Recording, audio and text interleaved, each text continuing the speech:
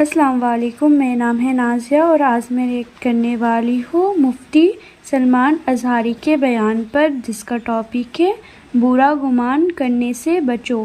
تو چلیے گا اس video start کرتے ہیں اور ویڈیو میں اینڈ تک ضرور بنے رہیے گا۔ جیسے رب تعالیٰ فرماتا ہے اے ایمان والو زیادہ گمان کرنے سے بچو۔ اے ایمان والو زیادہ گمان کرنے سے بچو۔ گمان کرنا کچھ بھی سوچنا کسی کے بھی متعلق، اس کی لیمٹس ہیں، اور خاص طور پر مومنین کے لیے کس طرح سے سوچے۔ ایسا نہیں ہے کہ تم اپنی عقل کے پردوں کو یا اپنے دماغ کے گھوڑے کو دوڑاتے رہو، جو چاہے من میں آئے جس کے بارے میں سب سوچتے رہو۔ قرآن نے تو اس پر پابندی لگائی، اے ایمان والو زیادہ گمان کرنے سے بچو، وَلَا تَجَسَّسُوا، اور کسی کی ٹوہ میں مت لگے رہو۔ تجسس کس کو کہتے ہیں؟ جاسوسی کرنا۔ کون کہاں جا رہا ہے، کہاں سے آ رہا ہے، اس کے گھر میں کتنے لوگ ہیں، کس وقت ان کے گھر میں کیا کیا ہوتا ہے، تمہیں اس کے بارے میں اللہ نے حکم نہیں دیا، لیکن بھائیوں کی ٹوہ میں لگے رہنا بہت بڑا گناہ ہے، گناہ کبیرہ میں ہے۔ وَلَا يَغْتَبْ بَعْضُكُمْ بَعْضًا، اور آیت کا یہ تیسرا حصہ ہے، اور اپنے بھائیوں کی غیر موجودگی میں ان کی غیبت نہ کرو، ان کے خلاف باتیں نہ کرو۔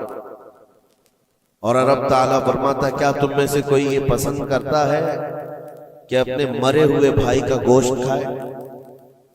جو غیبت کرتا ہے گویا کہ وہ اپنے مرے ہوئے بھائی کا کچا گوشت کھاتا ہے۔ اور غیبت کے متعلق بہت سارے لوگوں کو ایسا لگتا ہے ارے میں تو پیٹھ پیچھے کیا سامنے منہ پہ بھی یہی بول سکتا ہوں۔ یہ باتیں جو کہتے ہیں، غیبت کا مطلب یہ نہیں ہے کہ صرف پیٹھ کے پیچھے بولنا، منہ کے سامنے بھی ایسی چیز بولنا جو اس کو بری لگے، وہ غیبت ہے، وہ بھی حرام ہے۔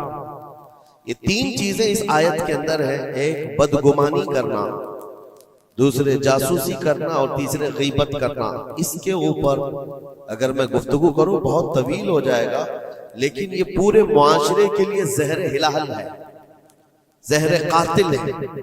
یہاں سے سوسائٹیاں ٹوٹ جاتی ہیں، رشتے ختم ہونے لگتے ہیں۔ بدگمانی کرنا، شک کرنا، یہ ایک اسی کی قسم ہے۔ ظن اس کو عربی میں کہا گیا ہے گمان، یعنی کسی کے متعلق گمان کرنا۔ دیکھیں دنیا میں جو چیز دکھ رہی ہے ضروری نہیں ہے کہ وہ ویسی ہی ہو۔ ہر چمکنے والی چیز ہیرا نہیں ہوتی، اور ہر کالی دکھنے والی چیز کوئلہ بھی نہیں ہوتی۔ دونوں میں بڑا فرق ہے۔ حقیقت کچھ اور ہو سکتی ہے، لیکن بغیر کسی تحقیق کے یا بغیر تمہیں یقین کے گمان کر لینا، یہ تمہیں بہت بڑے گناہ میں لے جائے گا، بہت بڑے گناہ میں۔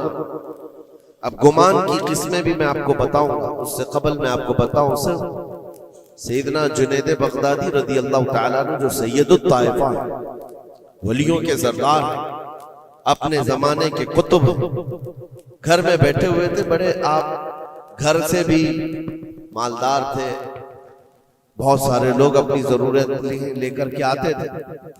دوپہر کا وقت تھا، ایک مانگنے والا آپ کے دروازے پر آیا، آپ کو جو دینا تھا وہ دے دیتے، لیکن آپ نے اس کو خیرات دینے کے وقت دل میں یہ سوچا کہ ہٹا کٹا آدمی ہے، کما کر کھا سکتا ہے، اس کو یہ بری لت کہاں سے پڑ گئی، یہ کیسا آدمی ہے۔ بہرحال اس کو جو خیرات دینی تھی دے دیا، وہ بندہ چلا گیا، خیرات لے کر چلا گیا۔ اب واپس آپ اپنے گھر آئے، اور جیسے ہی آپ آئے نیند لگ گئی، آپ سو گئے۔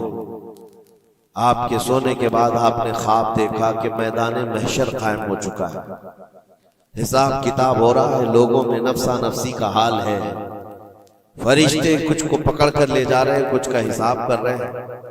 اور جب حضرت جنید بغدادی کا نمبر آیا تو دو فرشتے بہت بڑی تھال لے کر کے آئے، جس میں کچا گوشت تھا اور خون ٹپک رہا تھا۔ جنید بغدادی سے کہا گیا کہ یہ لو، اس کو کھاؤ۔ تو حضرت جنید بغدادی نے کہا کہ کیا مجھے نہیں جانتے؟ میں جنید، میں نے ایسا کون سا گناہ کیا کہ مجھے اس کی سزا یہ دی جا رہی ہے؟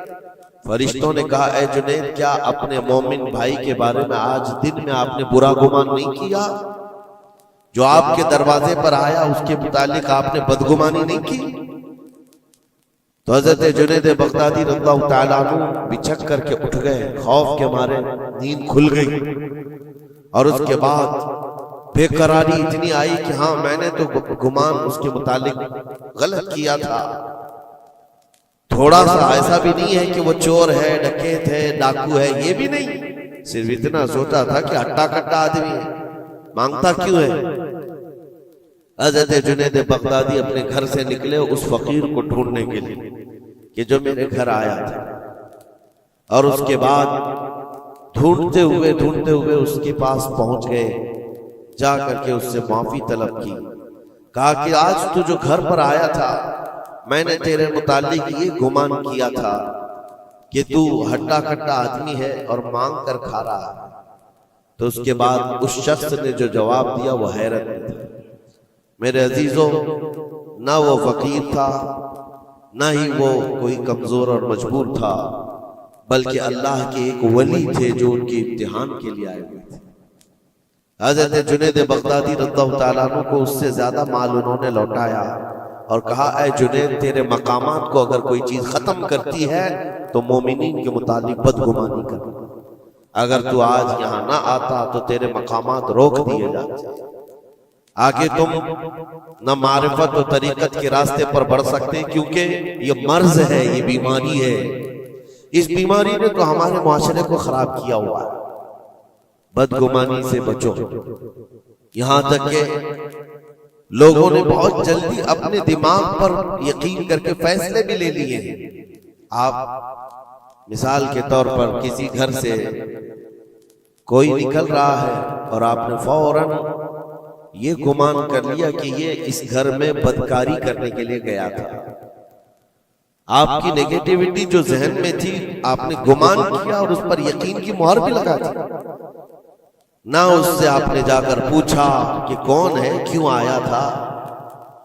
اسی طرح کی ایک اور بات میں آپ کو بتاتا ہوں۔ حضرت شفیق بلخی بڑے بزرگ دریائے دجلہ کے کنارے آئے، دیکھا کہ ایک مرد، ایک نوجوان ہے، عورت کو گود میں سلایا ہوا ہے دریا کے کنارے، اور شراب کی بوتل ہاتھ میں لیے بیٹھا ہے۔ اس طرح کا ماحول تو بغداد کا نہیں تھا، پردے کا ماحول تھا، اسلامی ماحول تھا، لیکن کھلے عام کوئی دریائے دجلہ کے کنارے اس طرح بیٹھے اور وہ بھی اولیاء کی نظر پڑے تو ان کے لیے تو بہت حیرت کی بات تھی۔ حضرت شفیق بلخی نے دیکھا، کہا ہائے افسوس زمانہ کہاں آ گیا، لوگ کھلے عام عورتوں کو لے کر باہر سونے میں باہر مزے کرنے لگ گئے، اور کھلے عام اب شراب بھی پی جانے لگی، شراب بھی پی جا رہی ہے، خود بھی پی رہا ہے، اس عورت کو گود میں تھوڑا تھوڑا سا پلا بھی رہا ہے۔ حضرت شفیق بلخی نے کہا کہ بہت سخت حالات ہو گئے بغداد میں، اتنی عیاشیاں میں پہلی مرتبہ دیکھ رہا ہوں۔ اسی اثنا میں ایک کشتی دریائے دجلہ میں ہچکولے کھاتی ہوئی آ رہی تھی، اور اس کشتی کا بیلنس بگڑا ہوا تھا، وہ آگے بڑھ نہیں پا رہی تھی۔ ادھر ادھر کرتے کرتے اچانک وہ کشتی پلٹ گئی، اس میں 10 لوگ سوار تھے، سب کے سب دریا میں ڈوب گئے۔ یہ جو نوجوان کنارے پر بیٹھا تھا، اس عورت کو جو گود میں لیے بیٹھا تھا، عورت کو اٹھایا اور اس کو سائڈ کیا، بھاگتا ہوا گیا دریا کے پاس، یوں ہاتھ ڈالتا تھا، ایک آدمی کو نکالتا تھا اور باہر کرتا تھا، نہ اس کے پاؤں پانی میں ڈوبتے تھے، یوں سمجھ لیں کہ جیسے دریا میں کوئی کھڑا ہے اور اپنے ہاتھ ڈال ڈال کر کے نکال رہا ہے۔ 9 آدمیوں کو اس نے اپنے ہاتھوں سے دریا سے نکالا اور باہر کیا، اور اس کے بعد ایک آدمی بچ گیا تھا۔ اس نوجوان نے حضرت شفیق بلخی کی طرف دیکھا جو وہیں کھڑے تھے، کہا کہ اے شفیق بلخی، میرے بارے میں بہت کچھ تم نے سوچا دل میں، 9 تو میں نے نکال دیا، ایک آپ نکال دیا، یہ جو جان بچایا ہے میں نے، اور رب تبارک و تعالیٰ نے فرمایا جس نے کسی ایک کی جان بچائی اس نے پوری کائنات کی جان بچائی، پوری دنیا کی جان بچائی، میں نے تو 9 کو بچایا، آپ ایک بچاؤ۔ آپ نے فرمایا اس سلسلے میں بعد میں بات کریں گے، پہلے اس آدمی کو بچا لو، اس آدمی کو بچا لو، میں تم سے التجا کرتا ہوں۔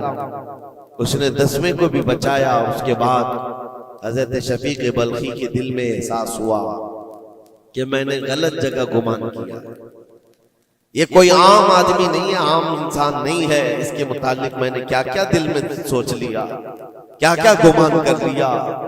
تو آپ کی آنکھوں میں آنسو آ گئے اور کہا کہ مجھ سے بڑی خطا ہو گئی، مجھے معاف کریں، لیکن آپ کو اللہ نے یہ طاقت دی ہے کہ آپ دریا پر کھڑے ہو کر انسانوں کو بچا تو رہے ہیں، لیکن یہ کیا ہے جو کنارے پر بیٹھ کر کے کھلے عام ہو رہا ہے؟ کنارے دریا کے بیٹھ کر یہ کھلے عام کیا ہو رہا ہے؟ اس نوجوان نے کہا شفیق بلخی یہ بھی میں بتاتا ہوں، وہ گود میں پڑی ہوئی عورت کوئی عام عورت نہیں، میری معذور ماں ہے، بیمار ہے، اور اس کو دریا کے کنارے لانے کا حکیموں نے حکم دیا، اور میرے ہاتھ میں جو بوتل ہے یہ دوا کی بوتل ہے، اس کو ہر آدھے گھنٹے پر پلایا جاتا ہے، میں بھی پیتا ہوں اور میری ماں کو پلاتا ہوں، صرف علاج کی غرض سے میں یہاں پر بیٹھا ہوا ہوں۔ اور آپ نے اپنے دماغ میں کیا کیا سوچ لیا کہ بغداد تباہ ہو گیا، عیاش ہو گیا، نوجوان عورتوں کو لے کر آ کے بیٹھنے لگ گئے، شراب پینے لگ گئے۔ میرے عزیزو یہ بہت بڑے ولی کامل کی بات کر رہا ہوں، حضرت شفیق بلخی، لیکن ان کو خطا کا احساس ہوتا تو وہ روتے، گڑ گڑاتے اور توبہ بھی کرتے۔ ہمارے تو حالات ایسے ہیں کہ ہم نے تو بلڈنگیں بنا لی اپنے گمان پر، عمارتیں بنا لی، فلاں کے متعلق ایسے ایسے معاملات ہیں، اور اسی پر ہم عمارتیں بنانا شروع کر دیتے ہیں، جبکہ ہمارے پاس یقین کے لیے ایک دلیل بھی نہیں ہوتی۔ میرے عزیزوں، بدگمانی سے بچنے کے لیے قرآن کہتا ہے یا ایھا الذین آمنوا اجتنبوا کثیرا من الظن، اے ایمان والو زیادہ گمان کرنے سے بچو، حرام ہے اور کبیرہ گناہ ہے۔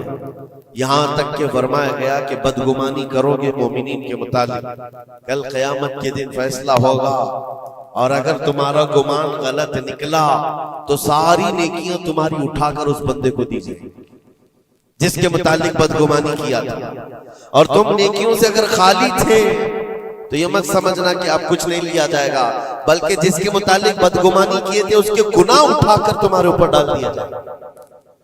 اس کے حقوق کی پامالی ہے، یہ حقوق العباد ہے۔ اس لیے یہ گناہ ایسا ہے بلکہ ایک مرض ہے جو لوگوں کے اعتماد کو ختم کرتا ہے، رشتے بگڑ جاتے ہیں۔ مجھے یاد ہے ایک بات بہت پہلے کی، ہمارے زمانے طالب علم، میں نے تقریباً 8-10 سال دیکھا، 2 گہرے دوست تھے، بہت گہرے دوست، ایک ساتھ کھاتے تھے، ایک ساتھ جاتے تھے، مشہور تھی دوستی۔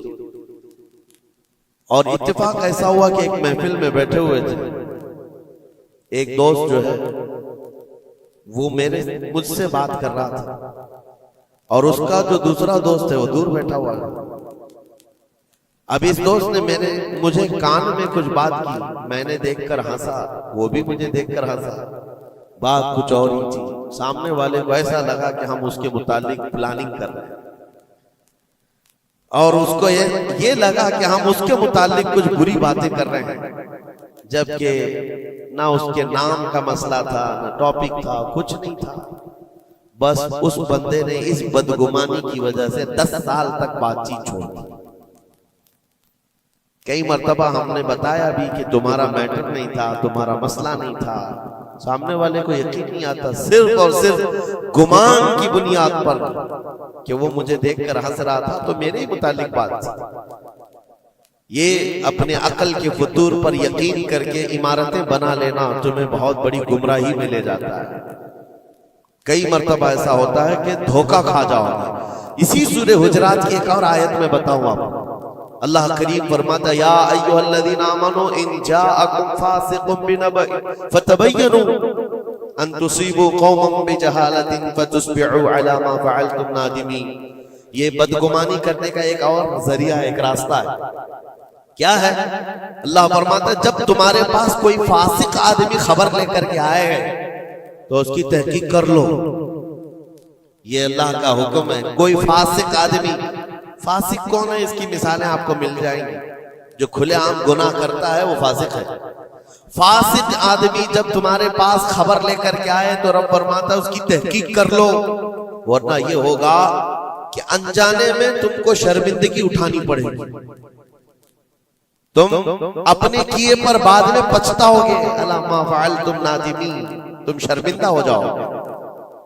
اکثر ایسا ہوتا ہے کہ کوئی خبر لے کر کے تمہارے پاس آیا، اور آج کے زمانے کا بڑا فاسق یہ واٹس ایپ ہے، یہ بڑا فاسق ہے، اس کی باتوں پر کون یقین کرے؟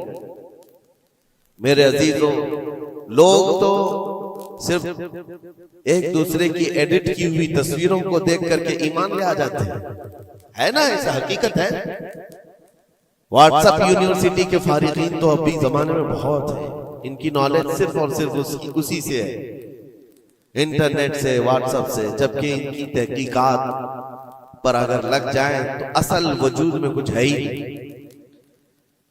اسی لیے میرے عزیزوں، بدگمانی کرنے سے بچو، بدگمانی کرنے سے بچو، جس کی اصل ہی نہ ہو اس چیز کے پھیلانے کا ہم سبب بن جاتے ہیں کئی مرتبہ۔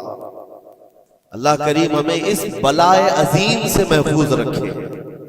مجھے ایک بات یاد آتی ہے، میں نے پڑھا تھا ٹرین میں ایک آدمی سفر کر رہا ہے اور اس کے ساتھ 3 بچے ہیں، بڑے بیٹے کی عمر 7 سال کی، دوسرے بیٹے کی عمر 5 سال کی، تیسرے کی 3 سال کی، چھوٹے بچے 7، 5 اور 3 سال کی عمر کے بچے ہیں۔ اب وہ بندہ جب ٹرین میں سفر کر رہا ہو 3 بچوں کو لے کر کے، اور جب بیٹھا ہوا ہے ٹرین میں، کوئی بڑا ادھر سے کودتا ہے، کوئی ادھر سے اچھلتا ہے، یہ تینوں اچھل کود ایسی مچائے ہوئے ہیں کہ اس مسافر کا آرام اور سکون غارت ہو گیا ہے۔ تھوڑی دیر تک کوئی برداشت کر لے گا، اور اس کے بعد مسافر دیکھ رہے ہیں دوسرے، بڑا مسئلہ تو یہ ہے کہ اچھل کود تو بچے کر رہے ہیں، باپ ایک جملہ بھی ان کو منع نہیں کر رہا، نہ بڑے سے کہتا ہے کہ بیٹھ جا، نہ چھوٹے کو سنبھالتا ہے، اچھل کود کر رہے ہیں اور یہ خاموشی سے بیٹھا ہوا ہے کونے میں۔ سامنے کے پیسنجر دیکھتے رہے اور کہا کہ کتنا بے غیرت آدمی ہے، بچوں کو ایسے کھلے عام چھوڑا ہوا ہے، بیلوں کی طرح ناچ رہے ہیں۔ اب کانا پھوسی بھی شروع ہو گئی۔ تھوڑی دیر کے بعد جب یہ زیادہ ہو گیا تو لاوا پھٹ ہی جاتا ہے لوگوں کا، کوئی کسی کی گود میں کود پڑ رہا ہے، کوئی اچھل کود کرتے ہوئے بچہ کسی کے ہاں لٹک جا رہا ہے۔ 1 گھنٹہ تماشا ہوا تو اس کے بعد لوگوں کے صبر کا دامن چھوٹ گیا، بولنا شروع کر دیا، اور سب نے مل کر کے جب اس کو کوسنا شروع کیا، بھائی صاحب آپ کے بچے ہیں؟ اس نے کہا میرے بچے ہیں۔ کہا کچھ تو تمیز سکھاؤ، سفر کے آداب تو بتاؤ، کوئی وہاں سے کود رہا ہے، کوئی یہاں سے کود رہا ہے، سارے لوگوں کا آرام غارت کر کے رکھا ہے ان بچوں نے۔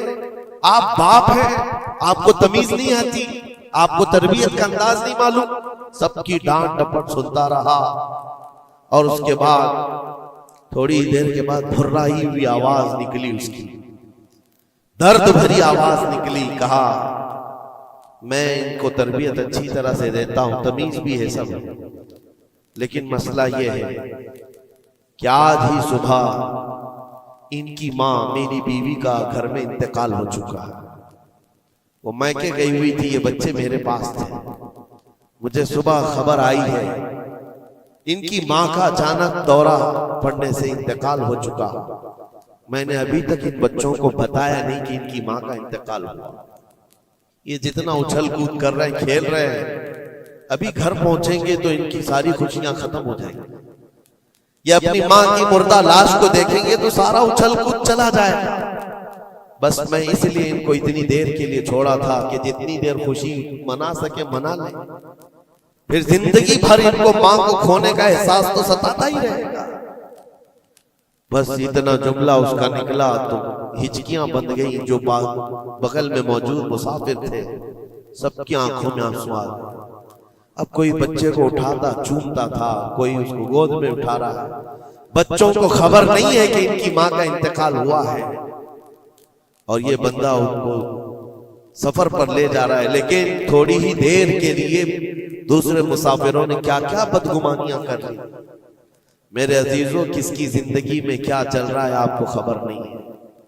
کئی لوگوں کی زندگیوں میں سمندر موجیں مار رہا ہے اور آپ اسے دیکھ کر کے نہ جانے بے غیرت سمجھ لیتے ہیں، کبھی اس کو بدتمیز سمجھ لیتے ہیں۔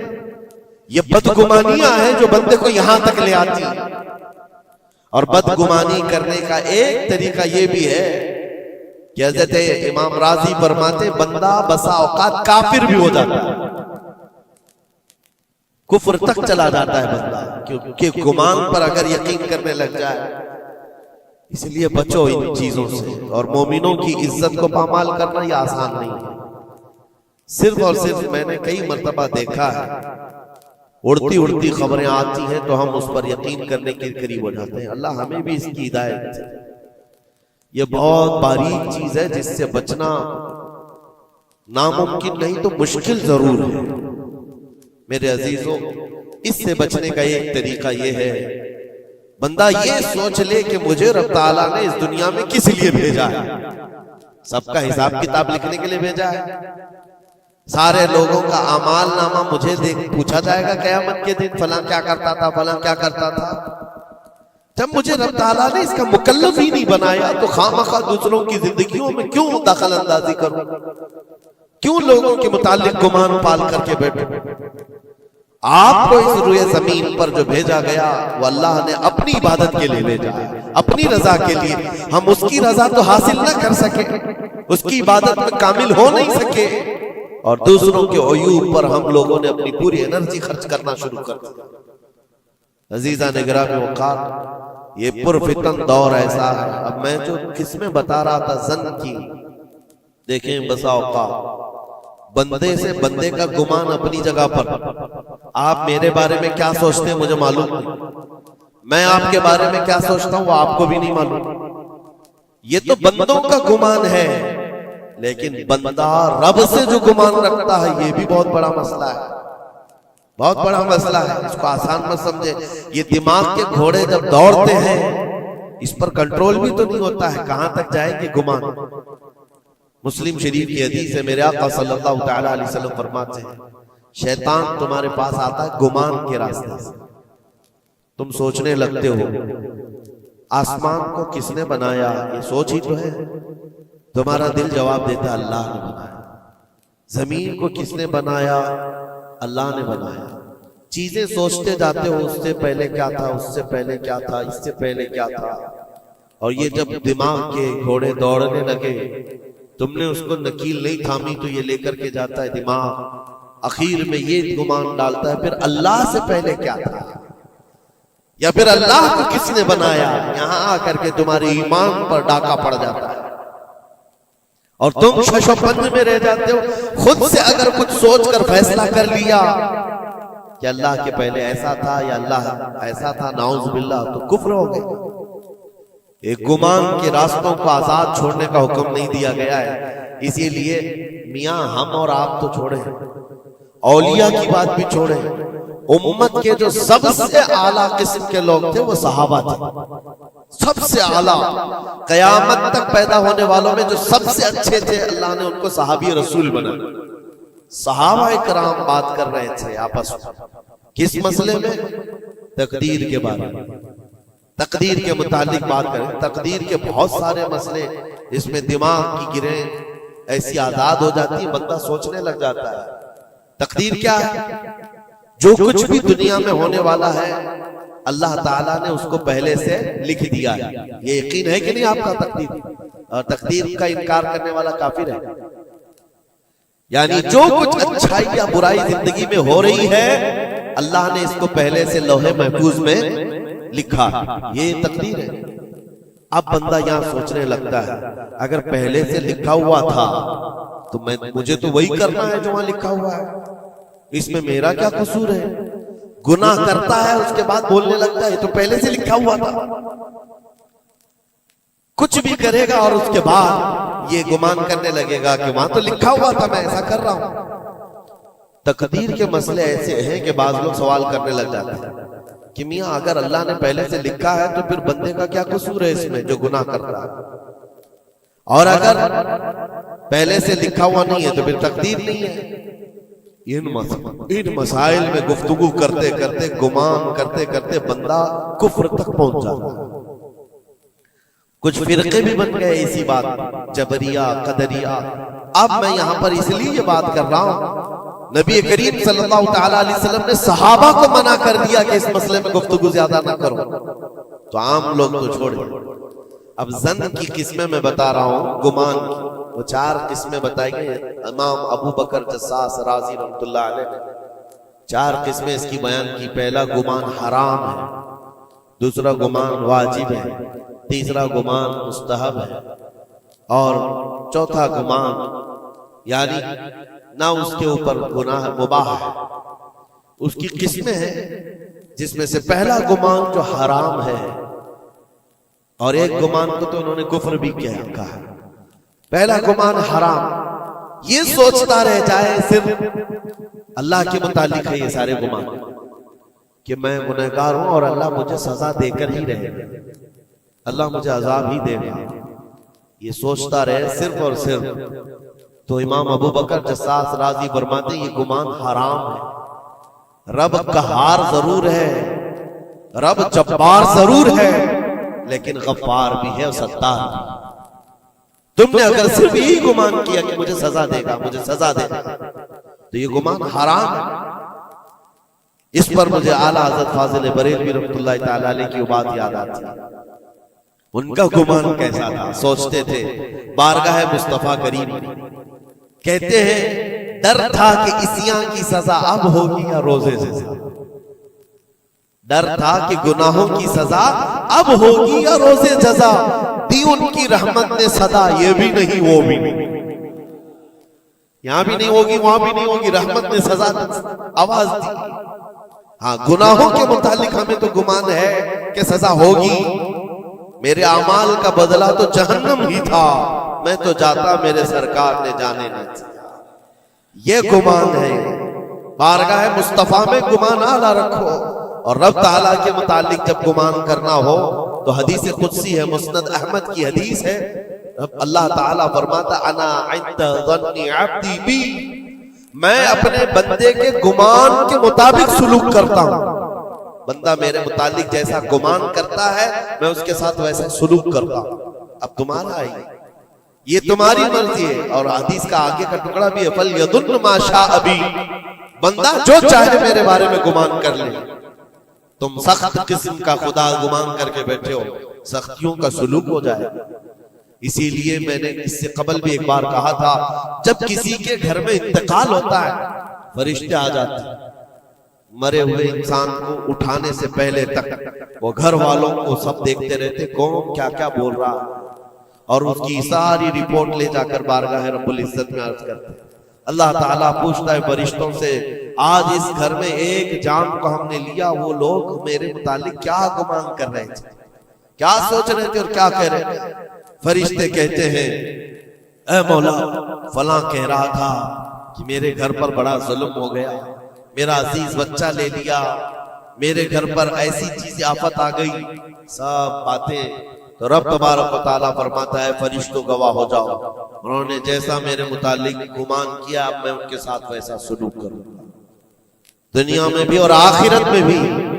اور پھر کسی گھر سے فرشتے جاتے ہیں جو نیک لوگوں کا ہوگا، رب تعالیٰ پوچھتا ہے یہاں کیا کہا جا رہا تھا میرے متعلق، کیا سوچا جا رہا تھا؟ فرشتے کہتے ہیں مولا ان کے گھر پر بڑی غم کی بات تھی، بڑی مصیبت تھی، ان کے باپ کا انتقال تھا، لیکن ہر کوئی کہہ رہا تھا انا للہ و انا الیہ راجعون، ہم اللہ کے لیے ہیں اور اللہ ہی کی طرف لوٹنے والے ہیں. رب تعالیٰ فرماتا ہے فرشتوں تم گواہ ہو جاؤ، اس سے بہتر ان کو نعم البدل دنیا میں دوں گا اور اس سے بہتر آخرت میں عطا کروں گا.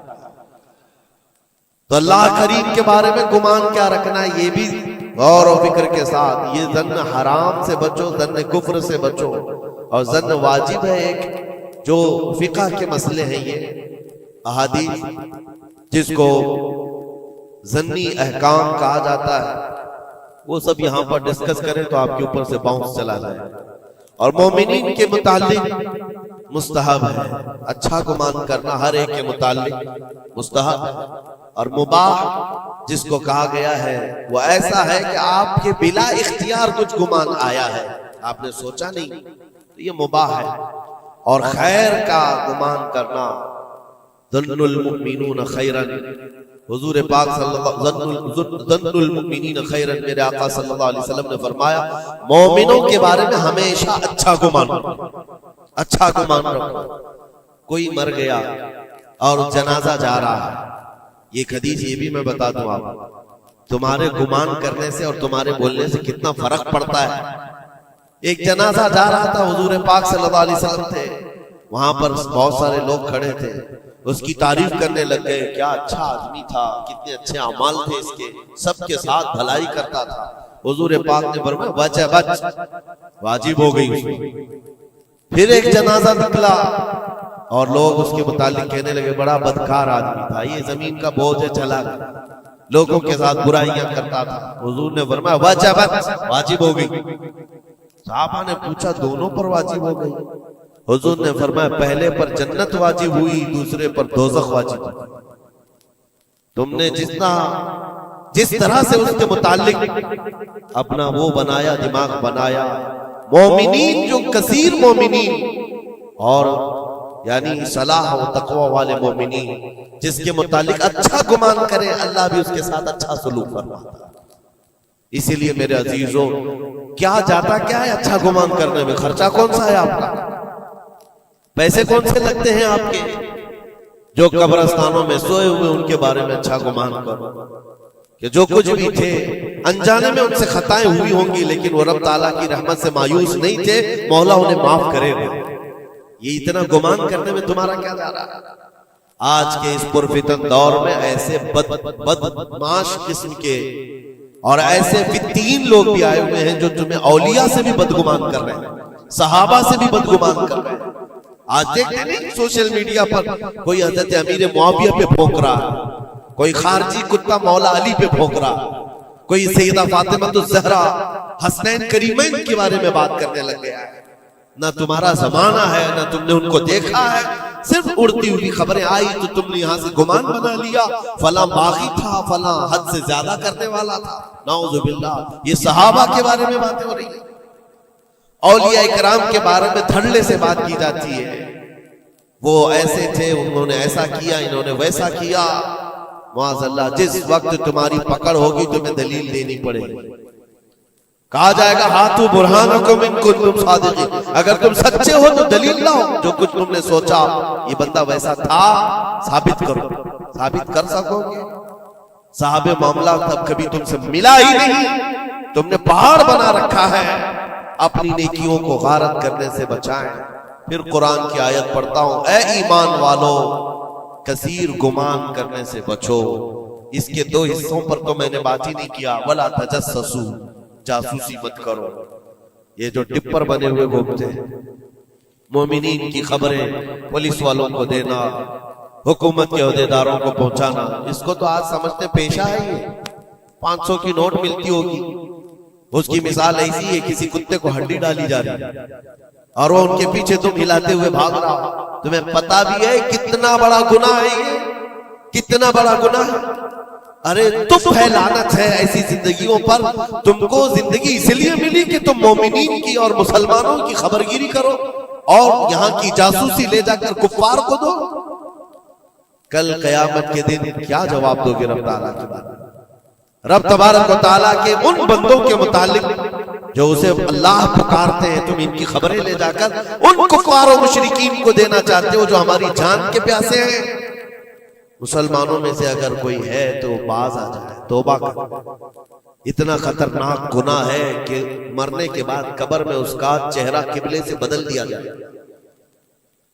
قبلہ سے بدل دیا جائے گا اس کا چہرہ، اس کو قبلے کی طرف رکھنے نہیں دیا جائے گا۔ عزیزان گرامی اوقات، اللہ کریم ایسی بری نوبتوں سے ہمیں محفوظ فرمائے، ایسی بری ڈیوٹی سے اللہ محفوظ فرمائے۔ کریم خدا ارحم الراحمین کی بارگاہ میں دعا ہے کہ ہمیں ہماری عقل پر کنٹرول کی توفیق دے اور ہمیں مومنین کے متعلق حسن ظن کی توفیق عطا فرمائے، بدگمانی سے کیے ہوئے گناہوں سے مولا ہم کو معاف فرمائے۔ رب تبارک و تعالی ہماری گمان سے مومنین کا کسی کا دل دکھا ہو، ہم تیرے بارگاہ میں سچی توبہ کرتے ہیں، مولا ہمیں معاف فرما دے۔ وصلی اللہ تعالی علی خیر خلقی محمد